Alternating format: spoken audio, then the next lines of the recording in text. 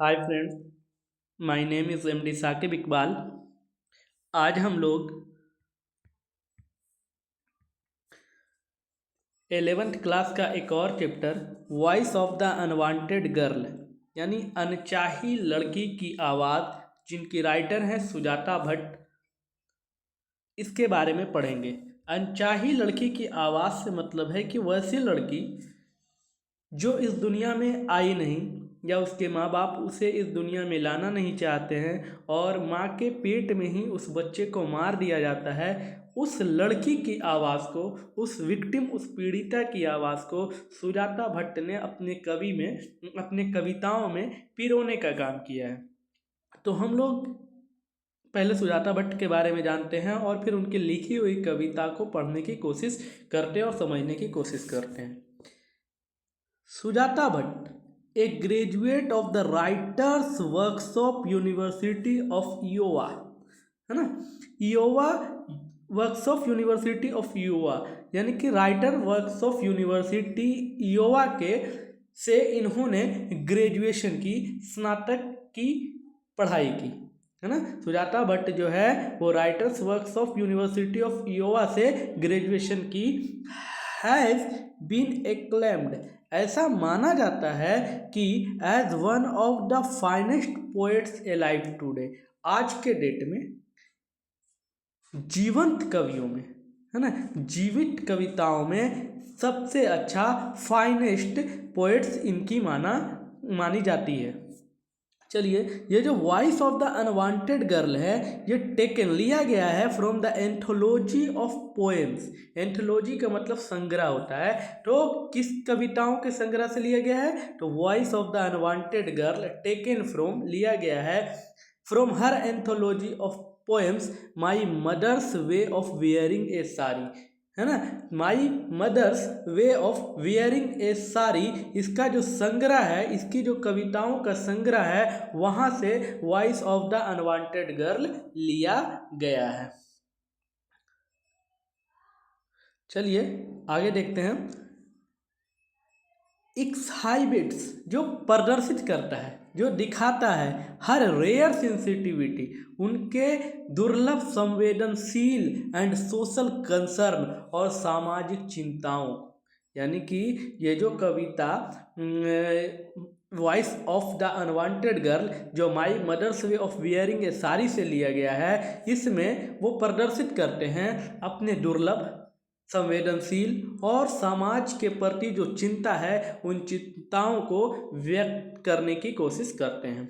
The inhumanity, जो अमानवता है, and horror, जो भयावह है, डर है, ऑफ फीमेल फोएटिसाइड। फीमेल फोएटिसाइड का मतलब होता है कन्या भ्रूण हत्या। आप लोग हॉस्पिटल गए होंगे, वहाँ पर लिखा होता है कि भ्रूण हत्या पाप है ना। तो वही कह रहे हैं कि जो फीमेल फोएटिसाइड है, जिसमें कन्या भ्रूण हत्या, यानी कि जब बच्चे पेट में ही रहते हैं और उसको मार दिया जाता है, तो उसको हम लोग फीमेल फोएटिसाइड कहते हैं। तो कह रहा है the inhuman and horror of female foeticide, अमानवता एंड भयावह जो फीमेल फोएटिसाइड है, कन्या भ्रूण हत्या का है, इज वंडरफुली, अद्भुत तरीके से articulated through a victim girl child.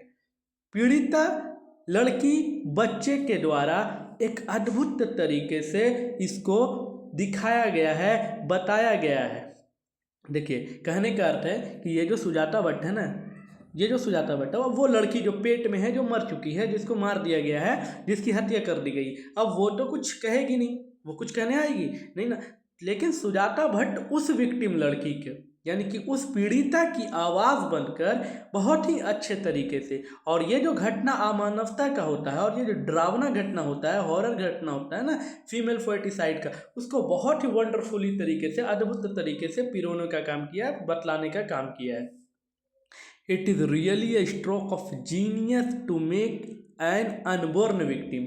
Unborn victim का मतलब हुआ अजन्मी पीड़िता, अजन्मी बच्चे, अजन्मी पीड़िता। तो कह रहा है कि एक अजन्मी पीड़िता का जो प्रतिभा का आघात होता है, यानी कि मान लीजिए कि वो जो बच्चे हैं वो जन्म लेते हैं, जन्म लेने के बाद उसके अंदर एक अलग प्रकार की टैलेंट होता, वो भी कुछ करती समाज में, है ना। तो उनका जो प्रतिभा होता है उसको क्या कर दिया जाता है, अजन्मी बच्चे के प्रतिभा का आघात होता है तो कह रहा है it is really a stroke of genius, ये वास्तव में जीनियस स्ट्रोक होता है, जीनियस चीज़ें होती है जो राइटर ने अजन्मी विक्टिम के ज़रिए, अजन्मी पीड़िता के ज़रिए बतलाने का काम किया है।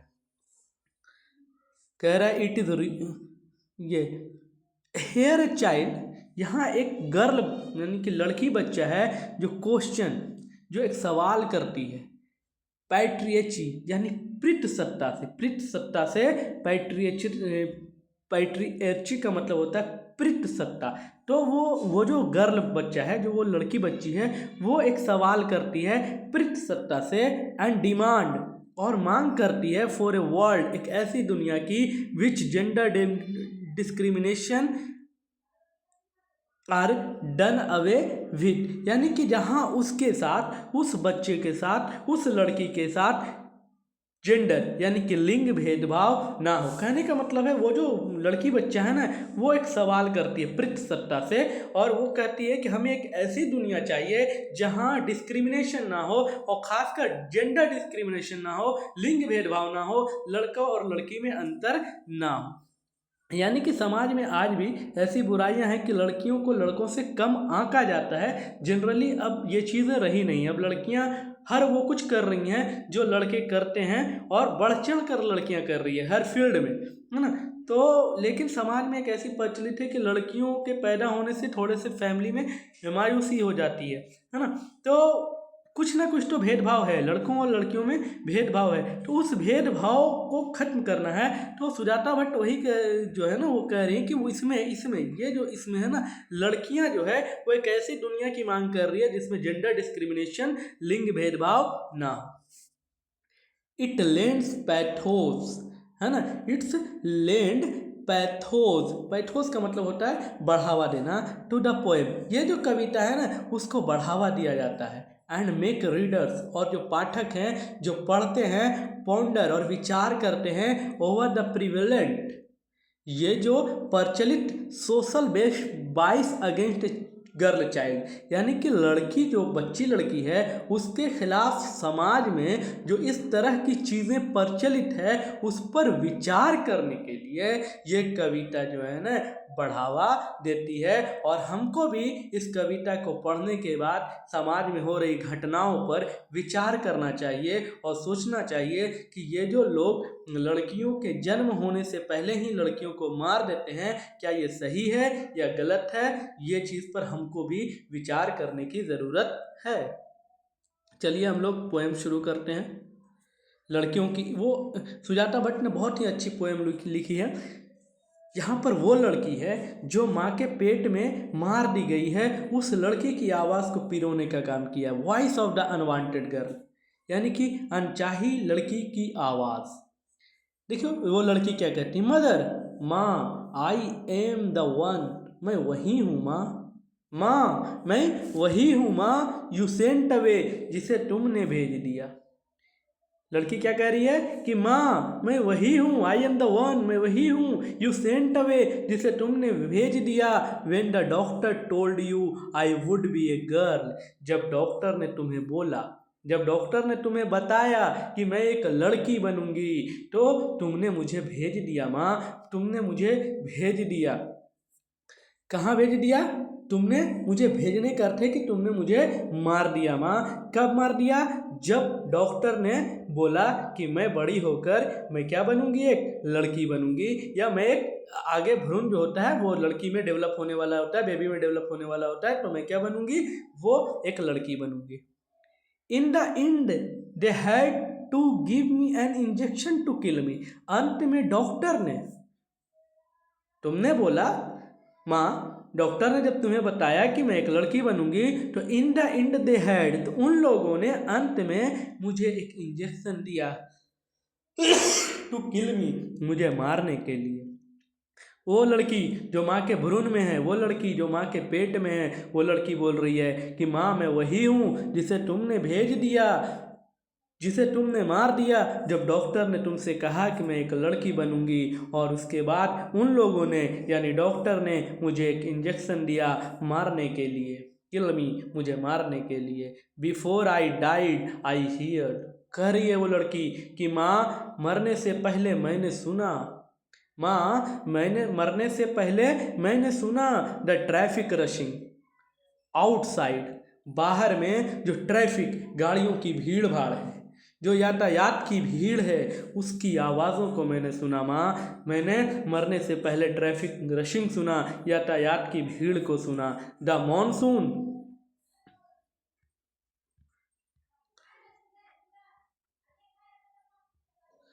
द मानसून श्लश, श्लश का मतलब कीचड़ होता है, लेकिन यहाँ पर हम कहेंगे जब बारिश की बूंदे यानी बारिश की पानी जब ज़मीन पर गिरती है और आवाज़ें होती है, तो कह रही है कि माँ मैंने उस मॉनसून, उस बारिश की आवाज़ों को भी सुना माँ। द वाइंड सल्किंग थ्रू, और मैंने योर बिलव्ड मुंबई, आपका जो प्रिय मुंबई है, आपका जो प्यारा मुंबई है, जिससे आप प्यार करती हैं, उस मुंबई की मैंने उदास बहती हुई हवाओं को भी सुना माँ।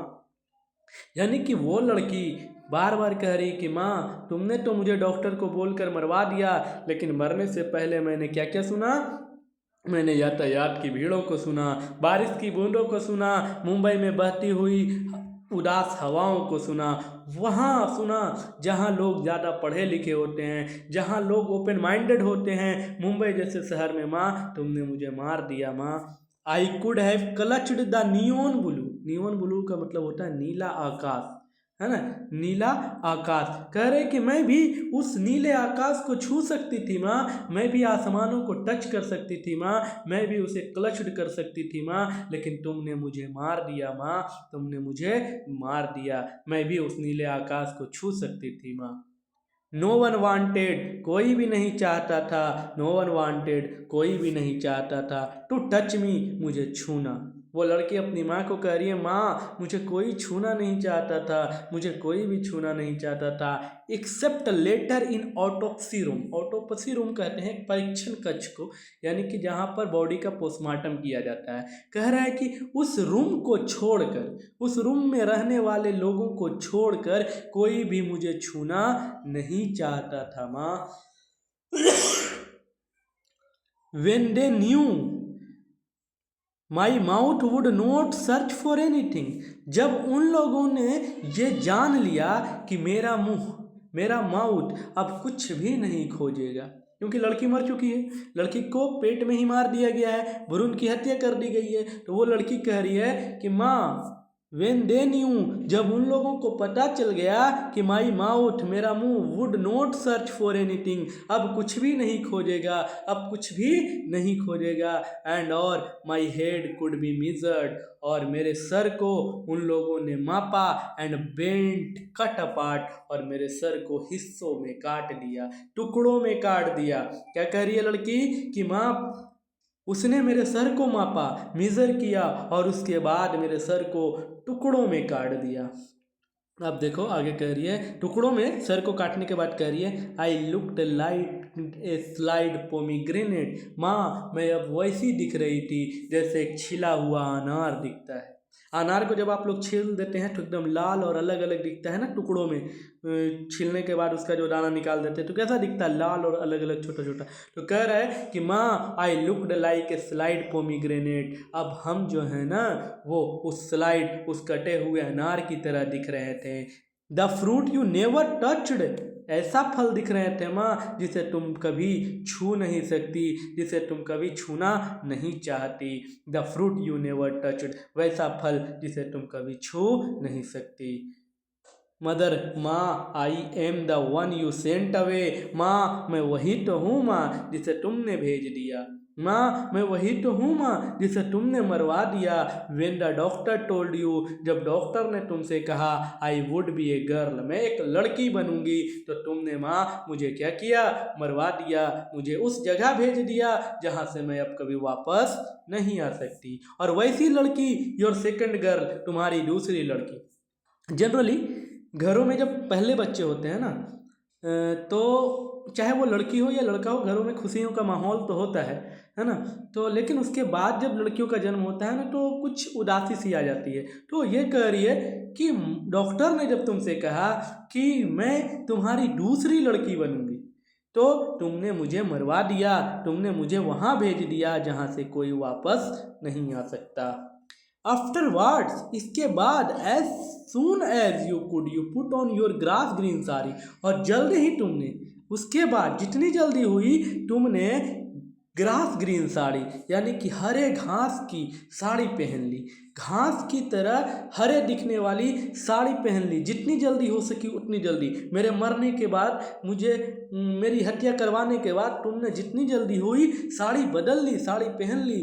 The orange stems of the parijatak blooms, परिजातक एक तरह का प्लांट होता है, पौधा होता है फूलों का। तो कह रहा है कि परिजातक का जो ब्लूम्स है, glisten your hair, orange colour के जिसके तने हैं, जिसकी पत्तियां हैं, वो आपके बालों में चमक रहे थे और खुशबू दे रहे थे। यानी कि अब जो है ना माँ, मुझे मारने के बाद तुम जितनी जल्दी हो सकी साड़ी पहन ली, वो भी ग्रास ग्रीन साड़ी, और उसके बाद तुम्हारे बालों में परिजातक के फूल जो हैं वो ऑरेंज कलर के चमक रहे थे।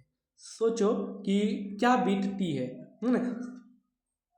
सुजाता भट्ट ने उस लड़की की आवाज़ को बनकर, उस पीड़िता की आवाज़ को बनकर इस पोएम को लिखा है। तो उस लड़की की तकलीफ़ को महसूस करो, उस पीड़िता की तकलीफ़ को महसूस करो जिसे मार दिया जाता है इस दुनिया में आने से पहले। चलो आगे कहती हैं आफ्टरवर्ड, उसके बाद कह रही हैं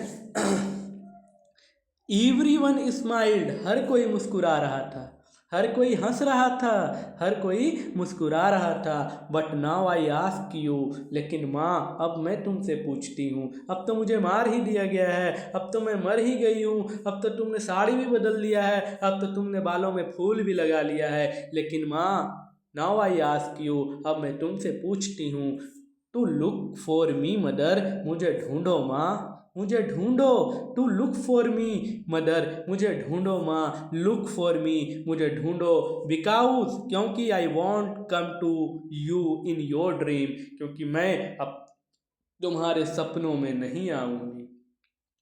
माँ तुमने मुझे मार दिया, माँ तुमने मुझे वहाँ भेज दिया जहाँ से अब कोई नहीं आ सकता, इसलिए तुम मुझे ढूंढो, क्योंकि I want come to you in your dream, अब मैं आपके सपनों में अब कभी नहीं आऊँगी। लुक फॉर मी, मुझे ढूंढो माँ, मुझे खोजो माँ, मदर लुक, ढूंढो, खोजो माँ, बिकॉज, क्योंकि I want become a flower, क्योंकि मैं अब कभी भी एक फूल नहीं बनूंगी। लड़कियों को फूल से डिनोट किया जाता है ना, पहले वो लड़कियां कली होती है, बाद में वो फूल बनती हैं।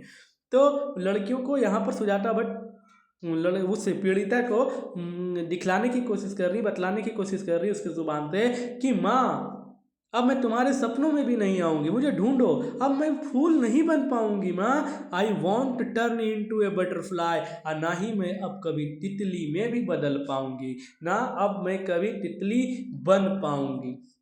एंड और I am not a part of any one song, और ना ही मैं अब किसी के गाने का हिस्सा बनूंगी, है ना। यानी कि ना सपने में आऊँगी, ना फूल बनूंगी, ना तितली में बदल पाऊंगी, और ना ही मैं अब किसी के गाने का एक पार्ट बन पाऊंगी, एक हिस्सा बन पाऊंगी। लुक मदर, देखो माँ, ढूंढो माँ, लुक फॉर द प्लेस, उस जगह को ढूंढो, where you have sent me, जहाँ तुमने मुझे भेज दिया माँ, उस जगह को ढूंढो माँ। वो लड़की, वो पीड़िता, वो विक्टिम गर्ल माँ को बार बार बोल रही है, माँ मुझे ढूंढो, उस स्थान को ढूंढो, उस प्लेस को ढूंढो जहाँ तुमने मुझे भेज दिया। Look for the unspeakable,